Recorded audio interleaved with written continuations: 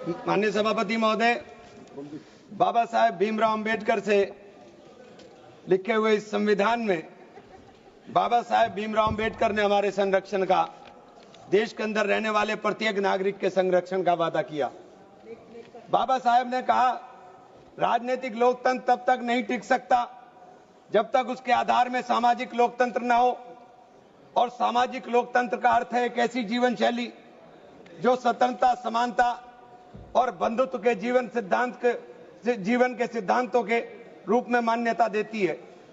मान्यवर, वक्फ बिल ला करके जिन्होंने इस वक्फ बिल को ड्राफ्ट किया, मुझे बड़ा ताज्जुब होता है बार बार। वक्फ के बारे में आपको जानकारी, वक्फ है क्या? वक्फ एक फरीजा है हर मुसलमान के लिए, जो जिसकी जो हैसियत है वो अपनी हैसियत के हिसाब से अपनी प्रॉपर्टी को या किसी भी चीज को अल्लाह की राह में वक्फ करता है। और इस वक्फ के जो ड्राफ्ट करने वाले लोग थे, जो उन्होंने बिल ड्राफ्ट किया था, उनमें मैक्सिमम लोग वो थे जिनको वक्फ के बारे में जानकारी नहीं थी। और मैं एक बात बहुत दावे के साथ कहता हूं कि 90% लोग ये नहीं बता पाएंगे, मुसलमान के अलावा, कि पाकी और नापाकी क्या होती है। तो आप वक्फ को क्या जानेंगे? ये जो बार बार कह रहे हैं कि मुस्लिम में सदस्य, गैर मुस्लिम सदस्य शामिल होने चाहिए, नहीं होने चाहिए, वक्फ को मुसलमान समझता है, जानता है, इसकी जो जरूरत है उसको पहचानता है, इसलिए इस बात को कहा जा रहा है। वरना सारा प्रबंधन जो वक्फ बोर्ड का है वो तो सरकारों के ही हाथ में है। लेकिन इसमें जो सबसे बड़ी बात है कि बार बार ये शोर मच रहा है, जेडीयू भी कहती है, टीडीपी भी कहती है और सहयोगी दल भी कहते हैं कि हमने वक्फ बाय यूजर को खत्म कराने का काम कर दिया। माननीय अध्यक्ष जी, मैं इसकी धारा 3R1 को, जिसके अंदर वक्फ बाय यूजर था, उसको हटा दिया गया। और क्या शामिल किया गया, मैं ये पढ़ करके बता रहा हूं, ये बिल है, इसके अंदर लिखा है, परंतु वक्फ संशोधन अधिनियम 2025 के प्रारंभ पर या उसके पूर्व उपयोगकर्ता द्वारा वक्फ के रूप में रजिस्ट्रीकृत संपत्तियों को उपयोगकर्ता द्वारा विद्यमान वक्फ इसके वक्फ संपत्ति के रूप में बना रहेगा, सिवाय, बस आगे आ गया काम, सिवाय संपत्ति पूर्णतः या भागतः विवादाग्रस्त है या कोई सरकारी संपत्ति है। माने सभापति महोदय, 2005-6 में विभिन्न राज्य के बोर्डों द्वारा सच्चर कमेटी के समक्ष ये कहा गया, दिल्ली में 316, राजस्थान में 60, कर्नाटक में 42, मध्य प्रदेश में 53, उत्तर प्रदेश में 60, उड़ीसा में 53 ऐसी प्रॉपर्टी हैं जिनके ऊपर सरकार के कब्जा किया हुआ है। इसके बाद जब ये लागू हो जाएगा तो इसके ऊपर से वक्फ का अधिकार खत्म हो जाएगा। दूसरी चीज मैं कहना चाह रहा था, जब आपने सिवाय संपूर्ण और पूर्णतः लिखा और या भागतः लिखा, तो आपने पूरी तैयारी कर करके लिखा। उत्तर प्रदेश इसका सबसे बड़ा उदाहरण है। उत्तर प्रदेश में 11,400 हेक्टेयर लैंड वक्फ की, 14,000 हेक्टेयर में से 14,500 में से 11,500 हेक्टेयर लैंड को सरकारी घोषित कर दिया गया है। 78% लैंड को सरकारी बता दिया गया है। और सरकारी लैंड कौन सी है? उसमें इमामबाड़ा है, उसमें प्राचीन मस्जिदें हैं, उसमें 500-500 साल के पुराने कब्रिस्तान हैं, उसमें ईदगाहें हैं, गांव-गांव के अंदर बनी हुई मसाजिद हैं। और आप कह रहे हैं कि आपने वक्फ बाय यूजर खत्म करा दिया। ये इतना बड़ा हथियार दे दिया कि आप जाइए, लड़ते रहिए। इसके साथ ही इन्होंने कहा कि साहब, अब जब कोई विवाद पैदा होगा तो उस विवाद की स्थिति में डेजिग्नेटेड ऑफिसर उसको सुनने का काम करेगा और वो तय करने का काम करेगा कि ये प्रॉपर्टी किसकी है। लेकिन वो तय कब करेगा, इसकी कोई समय सीमा नहीं। और जब तक वो तय नहीं करेगा, वो प्रॉपर्टी का मालिक सरकार रहने का काम करेगी। तो 11,500 हेक्टेयर लैंड तो उत्तर प्रदेश के अंदर और कर्नाटक का विवाद सबके सामने है। बड़ा शोर मचा था कर्नाटक में। मैं गया कर्नाटक के अंदर क्या मान्यवर 1,12,000 एकड़ लैंड वक्फ बोर्ड की थी, जिसके अंदर से 71,000 एकड़ लैंड का अलॉटमेंट सरकार ने कर दिया और 19,000 और 20,000 के बीच में वहां के जो दरगाहों के या मुतवल्ली थे उन्होंने अपने परिवारों में बांट लिया। तो ये जो हंगामा बचा, 1999 में एक आदेश आ गया वक्फ ऑलवेज वक्फ, तो ये पुराना आदेश नल एंड वाइड हो गया। सरकारें भाजपा की भी रही, कांग्रेस की भी रही, दोनों सरकारों ने नोटिस इश्यू किए। मैं उन नोटिस की कॉपी भी लेकर आया था। दोनों सरकारों ने नोटिस इश्यू किए, लेकिन जेपीसी ने हंगामा उतरा तो सब हमारे चेयरमैन साहब भी हवाई जहाज लेकर के गए, लेकिन खोदा पहाड़ निकली चुईया, वहां कुछ मिला ही नहीं, वहां कुछ नहीं मिला। इसी तरह से कहना चाहता हूं कि ये जो विवाद वाली स्थिति में आपने डेजिग्नेटेड ऑफिसर का प्रावधान किया, लेकिन उसके सामने ये नहीं लिखा कि ये कब तक तय करेगा। और आप बार बार कहते हैं कि साहब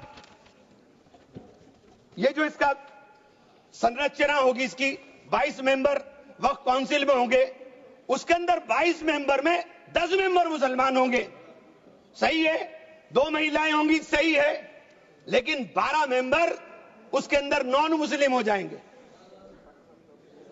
वक्फ बोर्ड के अंदर पूरा का पूरा बहुमत गैर मुस्लिम भाइयों का हो जाएगा।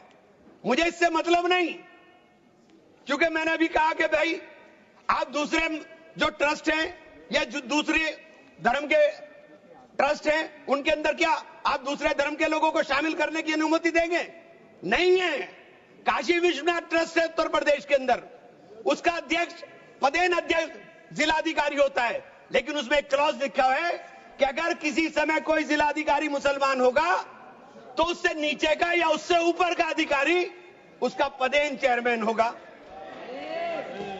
आप मुसलमान के ऊपर यह शर्त लागू करते हैं, आप मुसलमान के ऊपर यह शर्त लागू करते हैं कि इसके ऊपर लिमिटेशन एक्ट, विधेयक के खंड 40A की धारा 107 जो वक्फ संपत्तियों की समय सीमा को अधीन करता था, लिमिटेशन एक्ट लागू करता था, आपने हटा करके 108 और इससे 41 में 108 और 108A को हटा दिया।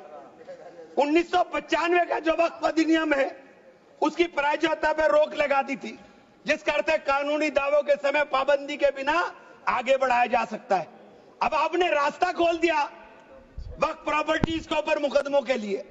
जो वक्फ प्रॉपर्टी पर कब्जा बैठ करे हुए लोग हैं, अब वो कब्जा धारक जाकर के एडवर्स पोजेशन का दावा कर सकता है और मालिकाना हक हासिल करने की बात कर सकता है। आपने जो अपराध करने वाले लोग हैं, जो कब्जा करने वाले लोग हैं, वो पहले गैर जमानती हुआ करता था, आपने उसे जमानती कर दिया, आपने उसे अधिकार दे दिया कि तुम कुछ भी करो, तुम्हें जमानत कराने की जरूरत नहीं है। तो आपने तो पूरा का पूरा खुला मैदान उसके सामने खड़ा कर दिया। आपने बार बार कहा कि हम लोग मुसलमानों के हक की बात कर रहे हैं। आप मुझे एक ट्रस्ट बता दिए, कोई दूसरा, कोई एक संस्था बता दीजिए जिसके अंदर जो धार्मिक के नाम पर हो और उसके अंदर लिमिटेशन एक्ट ना हो। हमारे ऊपर से हटा रहे हैं, हमारे ऊपर से हटा रहे हैं, बाकी सबको छूट मिलेगी।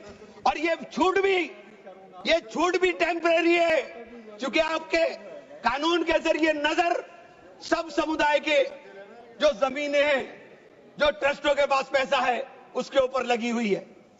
हमारी जमीन, ये बार बार वामसी पोर्टल का जिक्र हो रहा था, वामसी पोर्टल में प्रॉपर्टी है 4,90,000 से एकदम मंत्री जी ने, माननीय मंत्री जी ने कहा 7 लाख कुछ चली गई। तो ये प्रॉपर्टी कोई वक्त नहीं की गई किसी ने।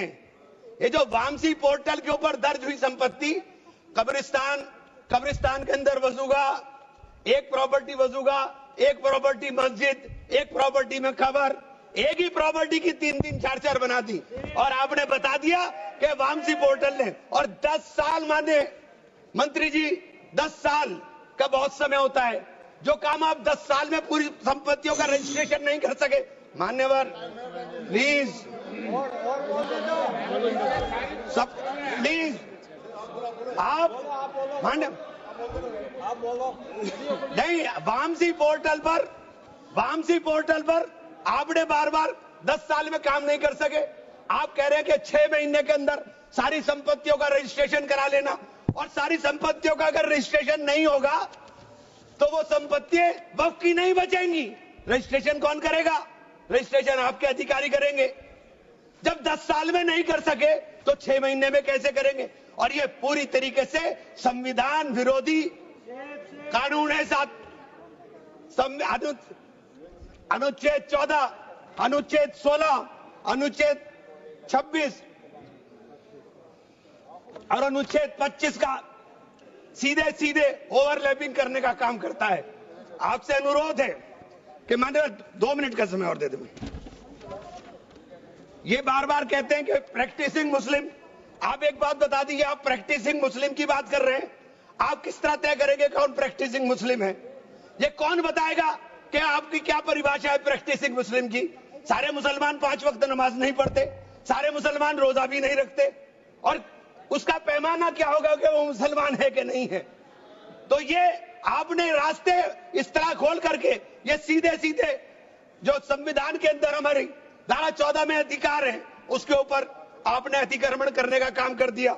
मैं आप लोग एक माननीय चिन्नप्पा रेड्डी के एक कथन को जरूर कहना चाहूंगा।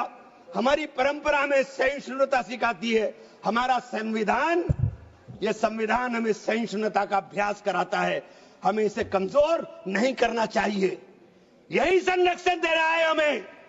यह बाबा साहब के सपनों का संविधान है कि उन्होंने देश के अंदर रहने वाले प्रत्येक नागरिक को, जो गरीब से गरीब नागरिक है, उसको वो अधिकार दिया जो सामने बैठे हुए हमारे प्रधानमंत्री को होगा। वो ये अधिकार बाहर सड़क पर बैठे हुए एक मजदूर को होने का काम होगा। ये बाबा साहब का संविधान है। मान्यवर, इसे कमजोर करने का काम मैं आप हाथ जोड़कर विनती करता हूं।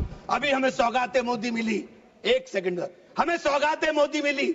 हमें सौगाते मोदी में ईद की सवैयां नहीं चाहिए, हमें सौगाते मोदी में शिक्षा दे दीजिए, हमें सौगाते मोदी में रोजगार दे दीजिए, हमें सौगाते मोदी के अंदर मोहब्बत दे दीजिए। ये जो गोलियां छातियों पर लगती है ये मारना बंद करा दीजिए। हमें सौगाते मोदी में ये कानून देने का काम कर लीजिए। बहुत बहुत धन्यवाद मान्यवर।